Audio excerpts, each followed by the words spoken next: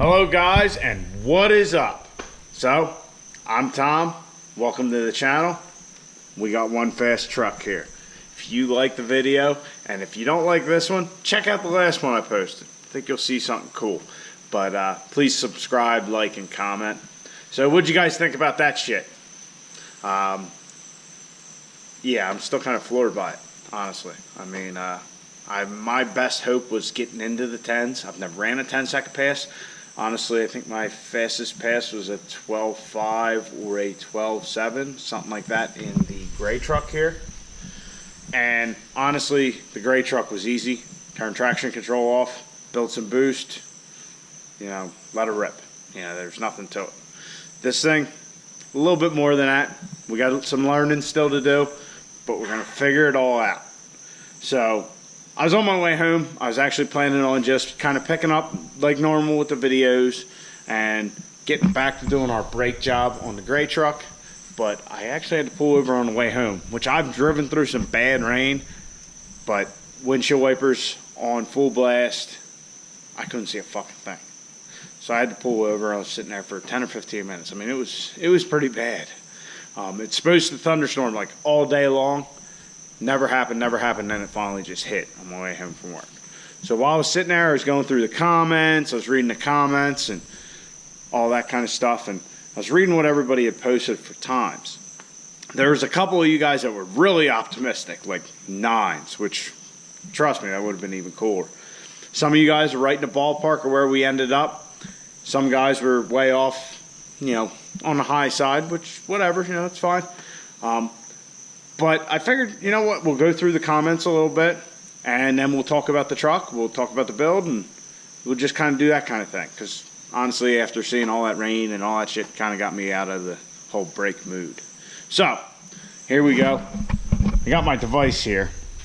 So, as you can see, yep, 11, 11, 11, 11. 12s on street tires, and I didn't run it on the street tires because I got there early and I figured it'd be a waste of time. And after seeing what we ran, I think it would have been. Probably would have just blown them off and would have been pointless to do. So 10.8 on the slicks. Yep, that's right in the ballpark. 11.2, mid 12s, 9.59. Hubbub armor. If that would have happened, I probably would have just stopped right there and sold the truck because that would have been fucking amazing.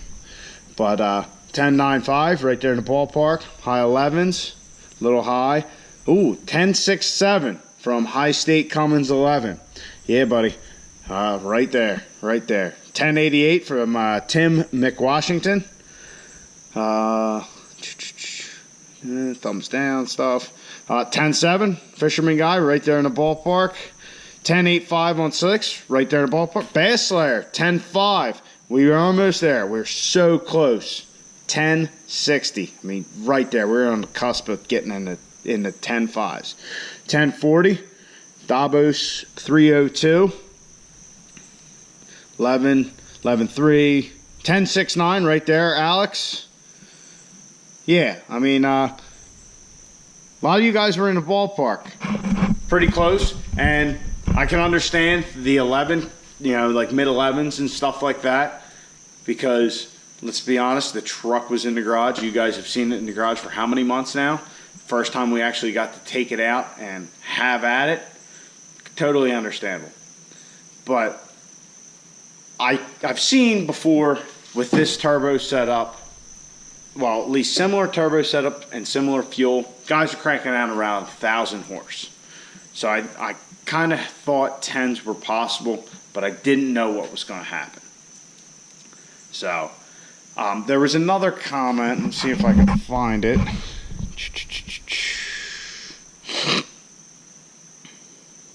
Where is it? Cummins 03 said about the look of the truck. Here's the problem. I originally was going to do something with the truck, make it look a lot nicer, and eventually down the road it might happen. But I've kind of fallen in love with this whole sleeper look we got going on now. I mean, rolling up to the track, you see this with drag radials in the back. What's your first thought? Yeah, the support truck's here. You're not going to expect this truck to roll up there and run a 10 or even a low 11. So I think for a little while it's going to kind of stay work truck special, because you see with these steel wheels, you are not going to expect what you saw last time. I mean, I wouldn't. Not at all. No fucking way. But where's this comment at? Ah, there it is. Right above the one I was just talking about. Hopefully it doesn't end up like Greg A's block delete. Davos 302. Yeah, of course I already looked at that one. But anyway, you know what? I know a lot of you guys probably watch his channel. If you don't, definitely go check him out. I watch his channel. I enjoy his channel. But if I was putting bets down, I would definitely said we would have blown our motor way before he blew that one. I mean, he's got, you know, the bottom end on all this. This has a stock bottom end. So that being said, the way to keep a stock bottom end alive in a 6.7 when you're making all kinds of power and doing what we're doing is high RPM, single turbo. You want to bring the power in late. You know, you don't want that low end power that you get with like compounds. You put compounds on these and start doing what we did last night, pretty much that rod's going to exit stage left. So that's why we went with the single, and we're going to stay with the single until we either upgrade, or if I find a good core, we'll just run this fucker until we fucking break it. I mean, which would be awesome. That being said, there's a couple upgrades I would like to do. The build's not over. You know, we're going to keep tweaking this thing, and we're going to get it as fast as we can. But what I would like to do is I would actually like to put in an engine diaper on it. And basically, if you don't know what that is it'll wrap around the bottom of the block. So if you blow a piece of it off, you window the block, have a rod come out, all that oil normally would like go on our slicks.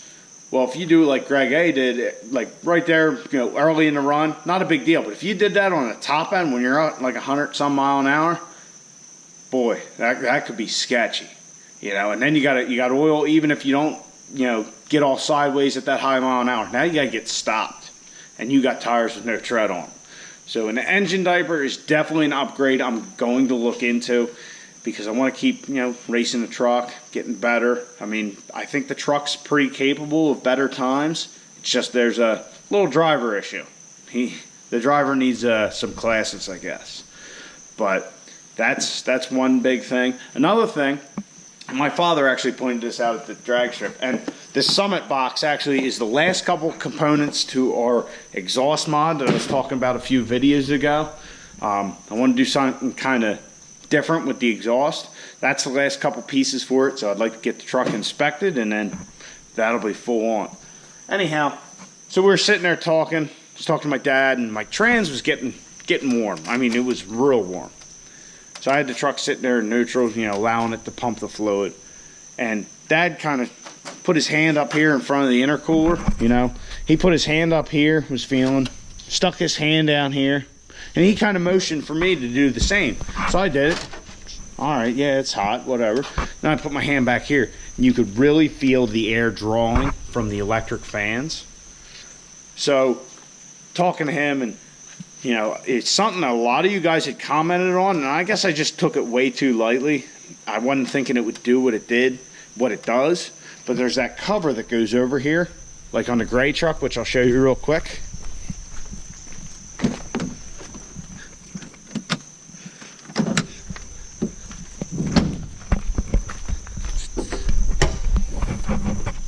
Right here, you know, we don't have the fan shroud, not that we need it, but we don't have this cover right here, which me and my dad were talking. We're thinking if I had that cover here, there'd be no drawing from up here. It would actually pull it through the intercooler, which the intercooler had gotten pretty hot, honestly. So that's something that we're gonna have to do. I don't know if I'm gonna make my own out of aluminum, because this factory one, if you look at it, I mean, I don't know that I could definitely make something that looks better, but if I can make something that is lighter, I'm not sure about that. That's probably not going to happen, so we might just buy a factory one. And if we go racing between now and then, I'll just pull that one off that truck and throw it on here. So that was something. Another thing, we got to figure out the key. I would definitely like to be able to get the key out of the truck, because it's you know, kind of stupid. I gotta unhook the battery every time I shut the truck off, all this shit. But there's a couple other things I'd like to do. Whoa.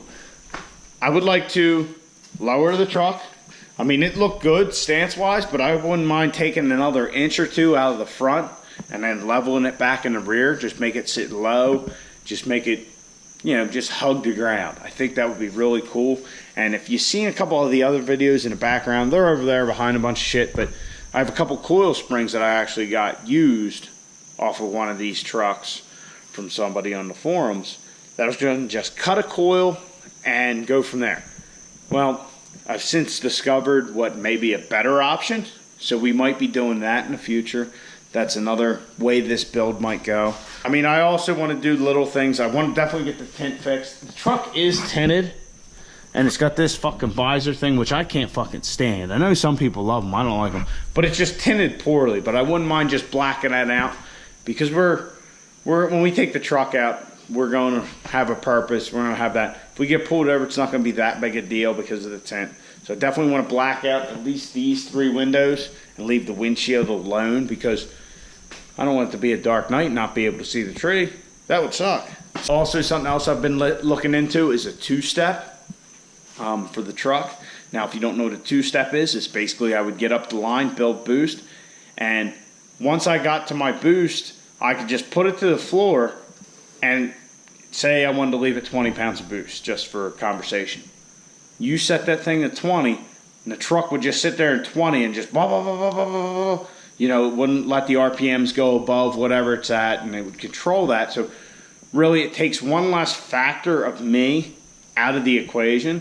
But that being said, before I do that, I would like to get a little better myself, and then down the road do that so we can really get consistent. Because, you know, a lot of racing, a lot of guys do index stuff or, you know, bracket racing. So if we can get our consistency down, it just opens up a lot more venues for us to use the truck. We got to do that little switch panel inside. I'd like to get a racing seat for it, actually a couple of them. I'd really like to be able to bring some passengers along. Maybe we get some reaction videos, that kind of thing. Get the switch panel all cleaned up. You know, I actually ended up, when the trans was getting hot, what I did was I took this wire. This black wire is coming from the fan controller. When it's grounded, it tells the fan to come on. So I just undid this nut here and stuck her in there so that when I was sitting in the staging lanes, it would help cool the tranny. So we need to put switches in for that stuff and really make it clean as the rest of the wiring on the truck. That was one of those things, you know what? This isn't a big deal right now. We'll get to it when we get to it. So we're going to get to it. Another thing I didn't do, when I had the gray truck and I had the 48 RE in it and I took it down the track, I could actually watch the tack and see when it was shifting, because with the anteater there's a little delay. And now when I say delay, all it is like how you set it up for your shifting is by mile an hour. So say you figure out the mile an hour to shift at 3,000. When you launch that truck in first, you're going fast enough that by the time you hit that 3,000 mark, it tells the trans to shift. It actually shifts. Now you're at like 3,500. So you actually kind of have to anticipate that and kind of record that. Well, on the gray truck, I could do that by eye because it wasn't that fast. This thing, definitely too much going on. I'm focused all on the track. I looked at it, and when we were commanding a 3,000 RPM shift, it was actually shifting first gear at like 4,500 RPM, and it was shifting to second and overdrive at like 35, something like that. So I'd like to change those around. I don't know if I want to bring in second a little earlier so we get the lockup on our torque converter, and then wait and run it out to shift to third and then overdrive. But that's something we really need to track time for, is to figure out the transmission tuning, what's going to work, what's going to get us our best times. So that's another thing we just need to do. That being said, I did leave my V2 at the house. I completely forgot to take it to the track with me. So I wasn't able to like make a log file to send to Hardway, you know, so they could review it and say, hey, we can bump you up a little here, bump you up a little there. But if you look at the times on that tune, like I said, 950, 975, I don't think there's really much more you can get out of it, because I did express to them when I sent them, you know, I ordered the tuning, hey, stock bottom end. So I'm sure they probably probably pulled some things out just for that reason, because they know it doesn't have, you know, billet rods and all that kind of shit. In summary, really, the plans for the truck right now are to tweak little things, you know, like put this cover on and stuff like that. And I don't want to make any big changes. I want to learn to drive the truck first. If I can get consistent, then we can make, like, our transmission tuning changes. Like I said yesterday's video, it was probably a good thing that that laptop was dead. I was able to get the one tune, which actually worked, which was phenomenal. I wasn't coming back and making adjustments and all that kind of stuff. If you change a bunch of shit at once, you're not going to know, you know, if you went slower, what component did it, what tuning change you made did it. So we're really going to have to spend some time at the track and figure out what exactly does what. So with the shift tuning, I'll probably try and figure out, you know, the 1-2 shift, see what it does. And then after that, then I'll, you know, move to 2-3 shift, and then the 3-4 shift, and just kind of do everything incrementally. Because really, I mean, yeah, I think the truck has more in it. I mean, we never even went to tune 5, so who knows? I mean, yeah, it might only be a little bit more, maybe another 1/10 just by changing the tune. But I think we get everything dialed in perfect. We could get a couple more out of it. 9s? Nah, probably not. We're probably not in that ballpark. But if we do a little weight reduction, we still have the hitch on it. We could probably cut a thing here, thing there. I don't want to cut the bed out inside right yet because it still has that normal everyday truck appearance. Eventually down the road, I'm sure we will get to the point where we have a gutted bed and it's just full-on race truck. But right now, it's so unsuspecting, it would be hard for me to do that. So we need to figure all this stuff out, and now that we know the truck runs, we can start hitting some events. It's late, it's mid-August, there's only a finite amount of time till winter, and that being said, it's August, so come 2 months from now, it's hunting season. The truck might have to take a little back seat when we go chase Bambi around the woods for a few months. But it won't completely take a back seat. The videos just might get a little more sparse. And I also want to hit a dyno. Definitely got to hit a dyno. I just want to see what it's putting out, and you know, we can take that horsepower calculator and see what the dyno says. So, yeah, I definitely want to get this thing out and about, and especially if we go to a dyno and it looks like this, and then you put up, like, say, a 900 horsepower number. I think that'll blow some minds. Really do. So, if you guys got any ideas of other things we can do to the truck, throw them in the comments. I'm open to just about anything. Like I said, right now it's probably going to stay like work truck special. Maybe down the road we'll make it look nice and fancy. But I'm still going to do the cab lights on the top and fix those holes. I'll probably debadge it. And I don't know, what do you guys think? Definitely take this off. Do you think we should leave the diesel badge or not? I probably will. I mean, that's what I did on that truck. But get rid of the badges. You know, it just little stuff that probably most people won't notice. And I know I've been rambling a lot and all that kind of stuff, but I'm just kind of giving you guys an update. I mean, and if there's other videos you want to see, please comment and let me know. I mean, I definitely plan on making a walk-around video of the gray truck because you guys have heard so much about it. Let you know what it is, what's done to it, the history of it, because that truck's got a fucking past, buddy. That's the truck that I actually watched be towed home from the track twice. So, not that that was the only time it was on the rollback. And little thing I don't know if I've ever shared with you guys, I snapped 2 billet input shafts on this 48RE transmission we have in here now while it was in the gray truck. So, this truck's seen some shit. But she still runs, she's still good. If you guys want to learn about my gas trucks, hey, I can do that too if you want. They're really not that interesting, but hey, if you guys want to see it, let me know. So, I guess I'm going to wrap up the video. I know it was a lot of rambling and probably a little all over the place, but just kind of my thoughts on our build so far. And one thing I want you guys to keep in mind, if you want to build a truck that'll run 10.6 1/4 mile, start at my video number 1 and go from there.